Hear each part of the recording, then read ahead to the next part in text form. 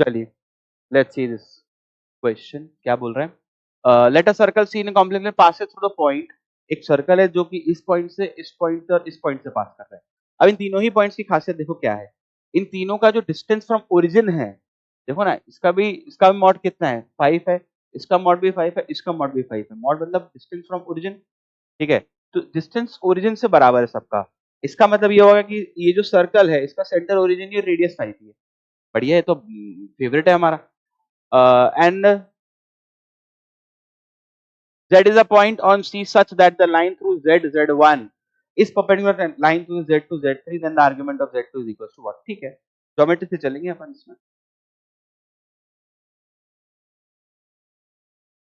ठीक है, ये वाले क्वेश्चन है जिसमें आप ये बोल सकते हो कि रियल आईडी से आओ कोऑर्डिनेट ज्योमेट्री। ठीक है ना, क्या बोल सकते हो कि रियल आईडी से आओ कोऑर्डिनेट ज्योमेट्री, ऐसा कॉम्प्लेक्स की बेस में मत आओ। क्लियर ना, चलिए तो प्लॉट करते हैं इसको।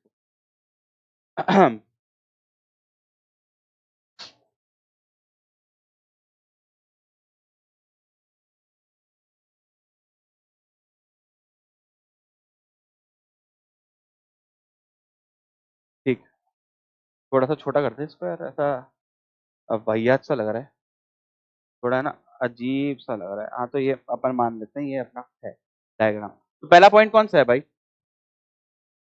Z1 पॉइंट है 3,4, x पे 3 y पे 4, यहाँ पे कहीं पे होगा। ठीक है, Z1 3 प्लस 4 आयोटा। ठीक, दूसरा कौन सा पॉइंट है भाई? Z2 है 4 प्लस 3 आयोटा, तो Z2 यहाँ पे होगा। Z2 है 4 प्लस 3 आयोटा, 4, अरे 4, फिर वही गलती, कोऑर्डिनेट ज्योमेट्री है ना, रियल आईडी से आओ, 4 प्लस 3 आयोटा। तो कहने का मतलब इफेक्टिवली पॉइंट कौन सा है?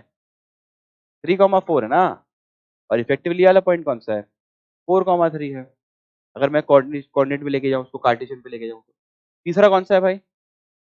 Z3 है मेरे पास 5 आयोटा, तो ये वाला 5 आयोटा तो यही है, तो Z3 यहाँ पे बैठा है। Z3 इज 5 आयोटा,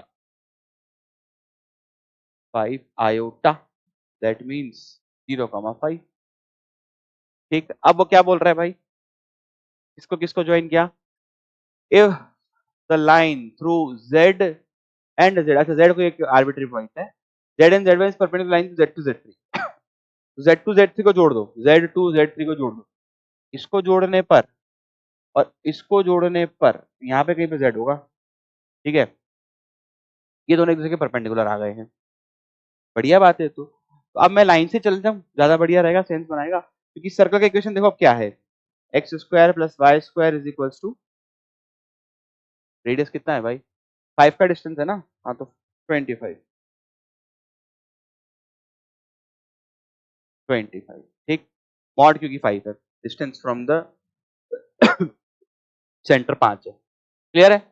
और इस लाइन का स्लोप मुझे पता ही है, इस लाइन के स्लोप को मैं m1 बोल देता हूँ थोड़ी देर के लिए, और इस लाइन का स्लोप मैं m2 बोल देता हूँ थोड़ी देर के लिए। तो बताओ m1 कितना है? m1 है आपके पास 3 माइनस 5 अपॉन 4 माइनस 0, तो माइनस का 1/2। तो अगर ये दोनों एक दूसरे के परपेंडिकुलर हैं, इसका मतलब m2 कितना हो गया?